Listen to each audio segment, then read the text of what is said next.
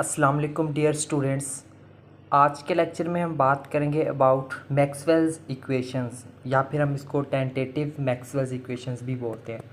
Students, सबसे पहले हम मैक्सवेल्स इक्वेशंस की डेफिनेशन देखेंगे, उसके बाद जो है वो हम इनको वन बाय वन करके एक्सप्लेन भी करेंगे। तो देखते हैं कि हमारे पास टोटल मैक्सवेल्स इक्वेशंस कितनी होती हैं और वो कौन कौन सी होती हैं। सारा कुछ आज के लेक्चर में हम डिस्कस करेंगे, बट सबसे पहले हम मैक्सवेल्स इक्वेशंस होती क्या हैं उनको हम डिस्कस करते हैं उसकी डेफिनेशन के साथ। सो डेफिनेशन में है the basic equation of electromagnetism which are correlation of which are collection of Gauss's law for electricity, Gauss's law for magnetism, Faraday's law for electromagnetic induction and Ampere's law for current flowing through a conductor are called tentative Maxwell's equations. तो basically Maxwell's equations क्या होती हैं? ये हमारे पास ऐसी electromagnetic या ऐसी electromagnetic equations होती हैं जो कि हमारे पास एक कलेक्शन होती हैं। किस किस का कलेक्शन होती हैं? Gauss's law for electricity, Gauss's law for magnetism, Faraday's law for electromagnetic induction and Ampere's law for current flowing through a conductor।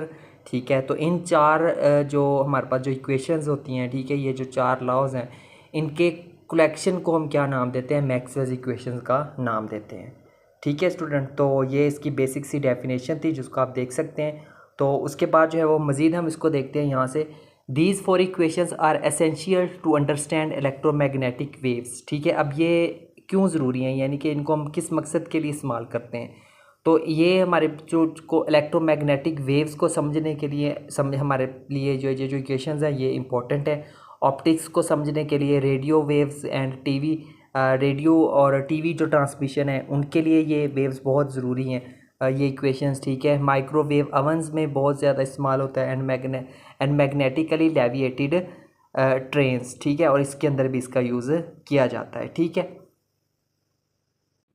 ठीक है, तो ये था इसके कुछ इस्तेमालात, यानी कि हम इन इक्वेशंस को हम यूज़ कहाँ कहाँ पे कर सकते हैं। ठीक है, तो उसके बाद मज़ीद देखें। These four tentative Maxwell's equations are given बोलो। अब हम वन बाय वन करके इन चार मैक्सवेल्स इक्वेशंस को डिस्कस करेंगे। तो सबसे पहले तो हम बात करते हैं फर्स्ट टेंटेटिव मैक्सवेल्स इक्वेशंस की। ठीक है, तो वो क्या होती है? According to Gauss's law for electricity, हम पहले भी पढ़ चुके हैं इलेक्ट्रिसिटी एंड मैग्नेटिज्म में कि गॉसेस लॉ फॉर इलेक्ट्रिसिटी क्या होता है हमारे पास?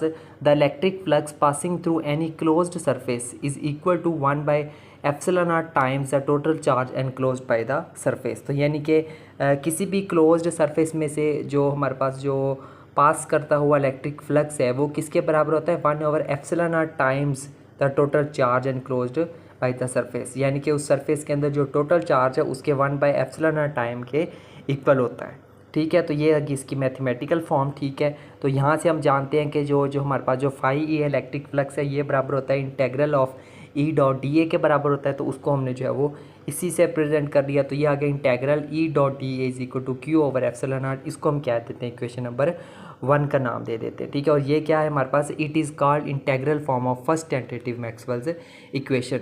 तो ये इंटेग्रल फॉर्म आ गई पहली इक्वेशन की। ठीक है, तो अब हम जो है वो इसकी डिफरेंशियल फॉर्म कैलकुलेट करेंगे। तो डिफरेंशियल फॉर्म कैलकुलेट करने के लिए हमें पता है कि जो डेंसिटी है रो है वो बराबर किसकी होती है?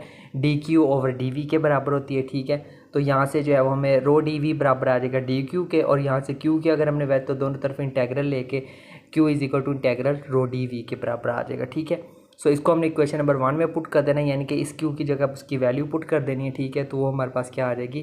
कुछ ये वाली फॉर्म बन जाएगी। ठीक है, इसको हम क्या देते हैं? Equation number 2।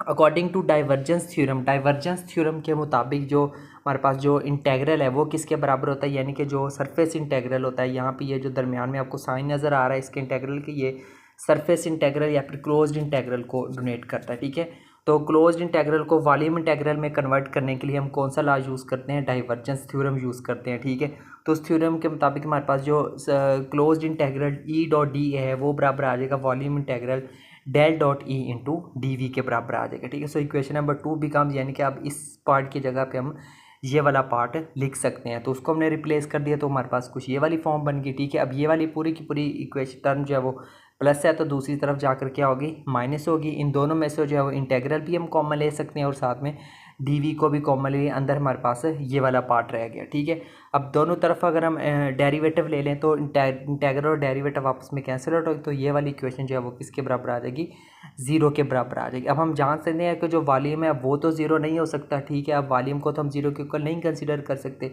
सो इसका मतलब है ये वाला जो फैक्टर है, ये वाला फैक्टर हमारे पास किसके बराबर आ सकता है, ज़ीरो के बराबर आ सकता है। तो यहाँ पे ये वाला जो टर्म माइनस है तो उधर जाकर क्या हो जाएगी, प्लस हो जाएगी। और यही हमारे पास क्या है, इसकी डिफरेंशियल फॉर्म है। तो ये हमने जो फर्स्ट मैक्सवेल्स इक्वेशन थी उसकी जो है वो हमने ये पढ़ी है, उसकी हमने जो है वो इंटेग्रल फॉर्म पढ़ी थी, और ये हो गया आ गई उसकी डिफरेंशियल फॉर्म आ गई, ठीक है स्टूडेंट। तो ये इसकी फर्स्ट इक्वेशन थी। अब हम बात करते हैं सेकंड टेंटेटिव मैक्सवेल्स इक्वेशंस की, ठीक है। तो वो क्या है, according to Gauss law for magnetism, Gauss law for magnetism के मुताबिक the net magnetic flux of the magnetic field through a closed surface is zero. जो किसी भी क्लोज्ड सरफेस में हमारे पास जो नेट मैग्नेटिक फ्लक्स होता है किसी भी मैग्नेटिक फील्ड का, वो क्या होता है, हमारे पास ज़ीरो होता है, ठीक है। तो इसका हम लिख सकते हैं कि B dot d A is equal to zero. तो ये क्या आ गई हमारे पास इक्वेशन नंबर 1, और यही जो है वो सेकंड टेंटेटिव मैक्सवेल्स इक्वेशन की इंटेग्रल फॉर्म है। अब हम इसकी डिफरेंशियल फॉर्म कैलकुलेट करेंगे, तो वो कैलकुलेट करने के लिए हम क्या यूज़ करेंगे, फिर से डाइवर्जेंस थ्योरम का यूज़ करेंगे, क्योंकि हमारे पास सरफेस इंटेग्रल है। सरफेस इंटेग्रल को वॉल्यूम इंटेग्रल में कन्वर्ट करने के लिए हम किसका यूज़ करेंगे, डाइवर्जेंस थ्योरम का करेंगे, ठीक है। तो इसकी जगह पे हम क्या पुट कर सकते हैं, ये वाली टर्म हम पुट कर सकते हैं, ठीक है। तो उसको हमने इससे रिप्लेस कर दिया, दोनों तरफ डेरिवेटिव ले लिया, तो इंटेग्रल सॉरी यहाँ पे जो डेरिवेटिव और इंटेग्रल है दोनों आपस में क्या हो जाएंगे, कैंसिल आउट हो जाएंगे, और पीछे हमारे पास ये टर्म रहेगी। अब सिमिलरली वी को तो हम जीरो के इक्वल नहीं लग सकते, तो इसका मतलब है डेल डॉट बी हमारे पास किसके बराबर है, ज़ीरो के बराबर है। और ये क्या आ गई, इसकी डिफरेंशियल फॉर्म आ गई, ठीक है। तो ये इसकी सेकंड टेंटेटिव मैक्सवेल्स इक्वेशन थी। अब हम बात करते हैं about third tentative Maxwell's equation. वो क्या होती है हमारे पास, according to Faraday's law of electromagnetic induction, ठीक है।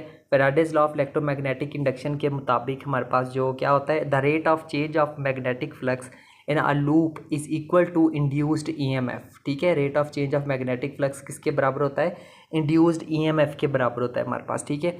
अब हम जानते हैं कि यहाँ पे ये जो हमारे पास जो ईएमएफ है ये किसके बराबर होती है, ई डॉट डी आर की, यानी कि जो हमारे पास जो ईएमएफ और इलेक्ट्रिक फील्ड का जो आपस में जो रिलेशन है वो हमारे पास क्या होता है, ये वाला होता है, ठीक है। तो इसका मतलब है इस ईएमएफ इसकी जगह पे हम ये वाली टर्म लिख सकते हैं, ठीक है। तो उसके साथ हमने इसको रिप्लेस कर दिया, तो हमारे पास ये वाली फॉर्म बन गई, ठीक है। अब यहाँ पे ये जो फाई एम आपको नज़र आ रहा है, फाई एम किसके बराबर होता है, अभी हमने ऊपर सेकंड टेंटेटिव मैक्सवेल इक्वेशन में देखा है कि बी डॉट डी ए के बराबर होता है, ठीक है। सो वो आ गया, ठीक है। तो उसकी जगह पे हमने वो लिख लिया, उससे रिप्लेस कर दिया, इसको हम क्या देते हैं इक्वेशन नंबर 1, और यही हमारे पास इसकी क्या है, इंटेग्रल फॉर्म है थर्ड, यानी कि इंटेग्रल फॉर्म किसकी आई है, थर्ड टेंटेटिव मैक्सवेल्स इक्वेशन। अब हम इसकी जो है वो फाइंड करेंगे डिफरेंशियल फॉर्म। तो डिफरेंशियल फॉर्म के लिए हम क्या करेंगे, सबसे पहले तो हम स्टोक्स थ्योरम इस्तेमाल करेंगे, ठीक है। स्टोक्स थ्योरम क्यों, यहाँ पे देखिए हमारे पास जो है वो इंटेग्रल किसका आ रहा है, ई डॉट डी आर का आ रहा है। तो स्टोक्स थ्योरम के मुताबिक जो है वो इसको हम किस में कन्वर्ट कर देंगे, इसमें कन्वर्ट हम इसको कर सकते हैं, ठीक है। तो इसका मतलब अब अकॉर्डिंग टू स्टोक्स थ्योरम इस टर्म की जगह पे हम ये वाली टर्म लिख सकते हैं। तो उसको हमने लिखा, तो हमारे पास क्या इक्वेशन बन गई, ये वाली इक्वेशन आ गई, ठीक है। अब यहाँ पे देखिए ये पूरी की पूरी टर्म इधर माइनस है, तो उधर जाकर क्या हो गई, प्लस हो गई है, ठीक है। अब इधर से देखिए डी ए दोनों में आ रहा है, डी ए को कॉमन ले लिया, और साथ में जो है वो सरफेस इंटेग्रल आ रहा है, तो वो भी हमने क्या कर लिया, दोनों में से कॉमन ले रही दोनों चीज़ें, ठीक है। अब यहाँ पे देखिए हमारे पास जो डेरिवेटिव और इंटेग्रल है आपस में क्या हो जाएंगे, कैंसिल आउट हो जाएंगे। तो पीछे हमारे पास क्या रह जाएगी फॉर्म, ये वाली इक्वेशन रह जाएगी। क्यों, क्योंकि यहाँ पे ए बचा, ए को अब हम जीरो के इक्वल नहीं लिख सकते, ठीक है। जो ए है उसको हम जीरो के इक्वल नहीं लिख सकते, ठीक है। तो इसलिए हम उसको जो है वो निगलेक्ट नहीं करेंगे, बल्कि हम जीरो के इक्वल किसको लिखेंगे, जो ब्रैकेट के अंदर वाली टर्म्स है, ये वाली टर्म्स है, ठीक है। और यहाँ से देखिए ये प्लस है, तो दूसरी तरफ जाकर क्या होगी, माइनस, और ये इसकी क्या है, डिफरेंशियल फॉर्म है। यानी कि हमने डिफरेंशियल फॉर्म कैलकुलेट कर ली है थर्ड टेंटेटिव मैक्सवेल्स इक्वेशन की। अब बात करते हैं हमारी last fourth tentative Maxwell's equation, ठीक है। तो इसके मुताबिक हमारे पास क्या होता है, अकॉर्डिंग टू अम्पेयर्स लॉ। अब अम्पेयर्स लॉ के मुताबिक हम जानते हैं कि the line integral of the magnetic field is equal to the current flowing through the conductor. अब हम जानते हैं कि जो हमारे पास किसी भी मैग्नेटिक फील्ड का जो लाइन इंटेग्रल है वो उसमें से बहने वाले करंट के बराबर होता है, यानी कि उसकी मैथमेटिकल फॉर्म ये होती है, integral B dot d r is equal to mu dot I, ठीक है। सॉरी ये जो होता है ये क्या होता है, लाइन इंटेग्रल होता है, ठीक है।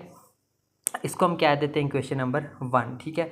अब यही हमारे पास क्या है, इसकी जो है वो इंटेग्रल फॉर्म भी है, ठीक है। तो अब हम इसकी जो है वो डिफरेंशियल फॉर्म कैलकुलेट करेंगे तो उसके लिए हम जानते हैं कि जो आई है वो किसके बराबर होता है, इंटेग्रल जे डॉट डी ए के बराबर होता है, ठीक है, पहले हम पढ़ चुके हैं।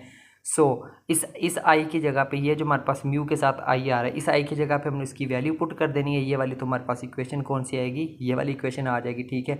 इसको हम इक्वेशन नंबर 2 का नाम दे देंगे। अब हम फिर से स्टोक्स थ्योरम का इस्तेमाल करेंगे, ठीक है, अकॉर्डिंग टू स्टोक्स थ्योरम के मुताबिक ये जो line integral B dot D आ रहा है, ठीक है, इसको अब हम किस में कन्वर्ट करेंगे, सरफेस इंटेग्रल में। तो सरफेस इंटेग्रल में हमारे पास क्या बन जाएगा, ये वाला आ जाएगा। तो इसका मतलब है अकॉर्डिंग टू स्टोक्स थ्योरम इस टर्म की जगह पे हम ये वाली टर्म लिख सकते हैं, ठीक है। तो उसको जब हमने इसके साथ रिप्लेस किया तो हमारे पास ये वाली इक्वेशन आ गई, ठीक है। अब ये वाली जो पूरी की पूरी टर्म इधर प्लस हो रही है तो उधर जाकर क्या हो जाएगी, माइनस हो जाएगी, ठीक है। तो यहाँ से देखिए डी ए को और इंटेग्रल को दोनों में से हमने कॉमन ले लिया, पीछे हमारे पास ये डी ए कॉमन ले लिया, ये इंटेग्रल कॉमन ले लिया। यहाँ से इंटेग्रल और डी ए आपस में क्या हो जाएंगे, कैंसिल आउट।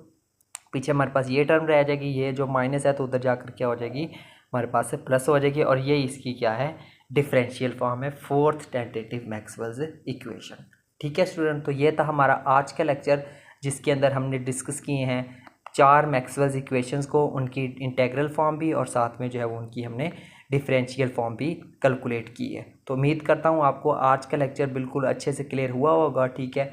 तो मिलते हैं नेक्स्ट लेक्चर में किसी और टॉपिक के साथ, तब तक के लिए टेक केयर एंड अल्लाह हाफिज़।